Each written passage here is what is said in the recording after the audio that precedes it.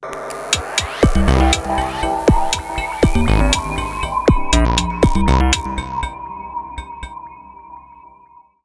그러면 뭔가 이 행동이 있어야 되죠. 이 상태로 계속 갈 수는 없는 것이죠. 그래서 그 부분을 좀 말씀을 드리려고 합니다. 오늘의 증차 토픽 네 번째입니다. 내란 특검, 파견 검사도 집단 항명, 상복 시위를 사실상 벌였습니다. 일단 그 말씀 드리기 전에 오늘 민주당 안에서 여러 가지 논란이 일어나고 있는데 이재명 지지율이 지금 막 떨어지고 있습니다. 막 떨어지고 있는데 그 상황에 대해서 김영진, 친명 7인의 출신이죠. 김영진이 추미애와 정청래를 겨냥을 했습니다. 막 공격을 했습니다. 추미애, 정청래가 이 조희대 대법원장 축출을 하려고 하고 여러 가지 이 난폭한 행동을 하니까 이재명 지지율이 떨어지는 것 아니냐. 이재명은 잘하는데 그 사람들 때문에 지지율이 떨어진다. 이런 식으로 또 막 그 포장을 하죠. 근데 뭐 그런 것도 있지만은 이재명이 무능하고 무도하기 때문에 이재명 지지율이 떨어지는 겁니다. 트럼프 리스크 관리 하나 하지 못하고 트럼프가 지구촌의 깡패인 거는 맞죠. 그러면 깡패면 어떻게 다뤄야 될지 다 이렇게 이 논의를 하고 그 국론을 모아서 해야 되는데 국민을 속이게 정신이 없고 그리고 뭐 반미 감정 막 그거 부추기고 오히려 본인이 부추기고 뭐 주한미 이 상황에서 지금 주한미군을 외국 군대라고 표현을 막 하고 그런 것 때문에 또 조희대 자기 이 재판 축행하는 것을 막으려고 조희대 축출하려고 하고 무슨 입법부가 사법부 위에 있다는 이런 권력 서열 이야기나 하고 이러니까 지지율이 떨어지는 겁니다.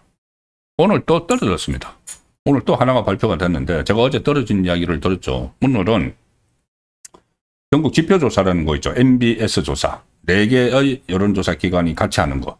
여기도 항상 이 좌파의 유리한 쪽에 결과를 내놓는 걸로 뭐 정평이 나 있습니다. 정치권에서. 그런데 오늘 여기서도 이재명 지지율은 2%포인트가 떨어졌다. 직전 조사에 비해서. 그리고 부정평가는 3%포인트 상승했다. 그거 내놨습니다. 또 지지율 떨어졌다. 계속 떨어지고 있죠. 물론 이 MBS 조사에서 이재명 지지율이 57%다. 이렇게 했기 때문에 무슨 지금 이재명 지지율이 57%에 못 믿겠어 하시는 분들도 있죠. 그런데 이제 추세는 알 수 있는 거죠. 계속 이제 떨어지고 있다는 거. 자기들은 이것은 또 전화면접 조사이기 때문에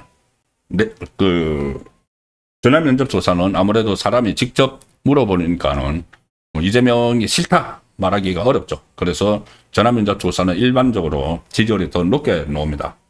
갤럽도 그렇고 이제 그런 것을 감안을 하더라도 우선 57% 지지율이야 이렇게 말씀을 하실 수 있지만은 추세는 이제 저희들이 읽을 수가 있다. 그래서 어제 말씀드린 다른 조사들도 그렇고 이재명의 지지율은 확확 떨어지는 상황입니다.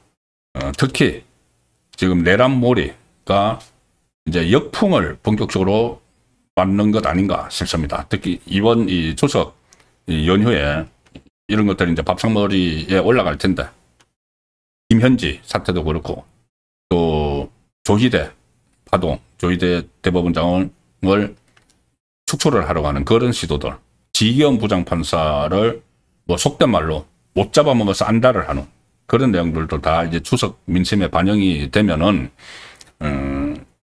이게 김현지 끝까지 해서 이재명 지지율은 추석 연휴가 끝나면은 더 많이 떨어져 있을 겁니다.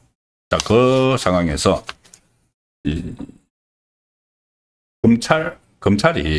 검찰이 이제 해체가 되죠. 이것도 아마 이번 추석 발상머리 민심에 많이 오를 텐데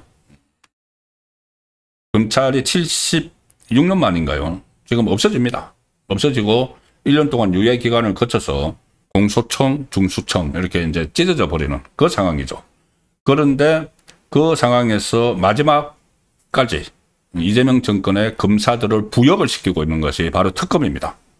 특검에 이 검사들을 대거 파견받아서 파견 검사들을 자기들에게 막 수사를 맡기고, 그리고 나중에 공소유지까지 지금 다 맡기죠. 특검에서는. 그런데 검찰이 그 사람들의 친정인 검사들은 이 공소와 수사를 분리를 하도록 만들어 놓고, 지금 자기들에게 부역을 하는 이 특검에는 그거를 동시에 부여를 하니까 이게 말이 안 된다. 그래서 아시는 대로 김건희 특검에서 검사 40명이, 파견검사 40명이 이 집단으로 입장문을 냈습니다. 그래서 그 특검 지도부에게 이것은 우리가 말이 안 되니까는 우리는 원대복귀 시켜달라는 그 입장을 냈고, 또 하나는 언론 회견을 통해서 기소와 수사 분리가 불합리하다는 것을 좀 말 좀 하라, 이렇게까지 해서 집단 항명이 나왔죠.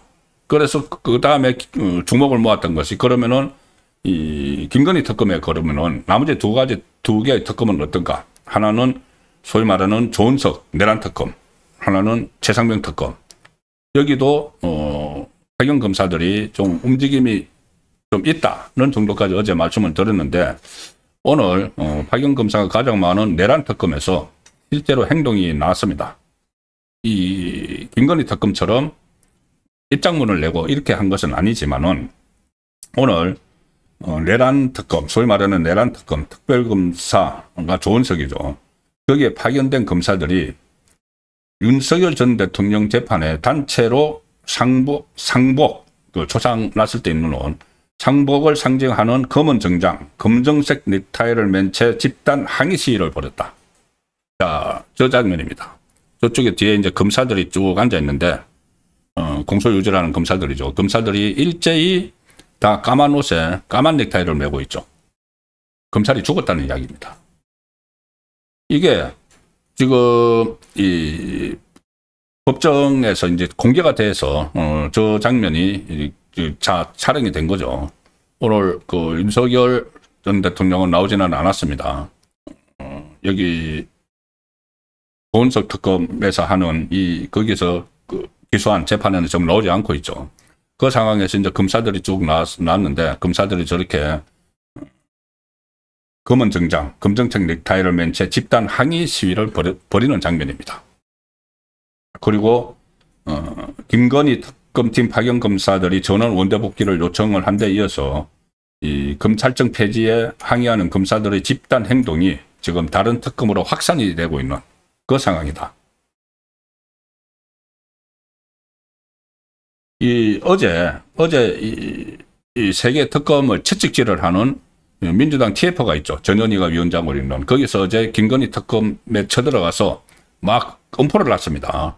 이러면 전부 다 징계할 거야, 막 이렇게 하고 있는 상황인데도 지금 조은석 특검에서 다시 후속으로 일종의 시위가 벌어진 그 상황입니다. 내란 특검팀 소속의 박억수 특검부와 이창규 부장검사를 제외한, 이 사람들은 간부들이니까는 제외한 파견검사 7명이 오늘 서울중앙지법 형사 25부 지경부장판사가 이제 재판을 하는 거죠. 이게 공개가 됐습니다, 오늘. 그 심리로 열린 윤석열 전 대통령 사건 22차 공판에 검은 정장 넥타이 차림으로 일제히 출석을 했다. 상복을 연상시키는 복장으로 검찰청 폐지와 수사 기소 분리에 집단 항의하는 그런 상황이 일어났습니다. 윤석열 전 대통령 쪽에서도 이제 변호인들은 나왔죠. 배보윤 변호사는 10여 명의 검사들이 모두 검은 넥타이를 착용하고 있다.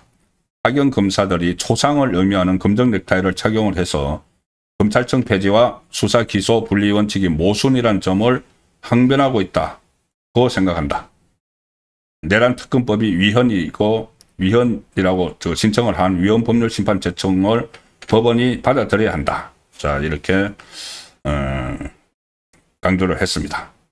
이것이 이제 내일부터 추석 연휴에 들어가기 때문에 어떤 또 후속 집단 행동, 이것은 당분간 나오지 않겠지만은 연휴가 끝나면은 또 추석 민심이 새로 이제 형성이 되죠. 그러면은 차례상 민심이 형성이 되면은 연휴 끝에 어떤 상황들이 발생을 할지 모릅니다.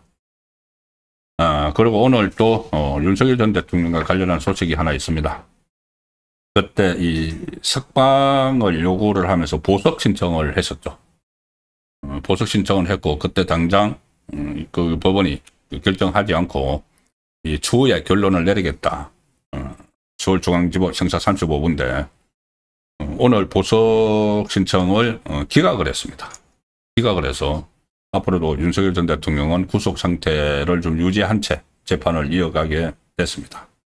윤석열 전 대통령은 이 건강상의 문제도 있고 또 특검에서 자꾸 계속 기소를 하면은 이 주 4번, 5번 이렇게 재판을 받아야 되니까 방어권 보장을 위해서 또 건강 관리를 해야 되니까 이 보석을 인용을 해주면은 적극적으로 재판에 협조하겠다는 이야기를 했었죠. 그런데 그것이 이제 받아들이지 않고 오늘 이 기각이 됐습니다.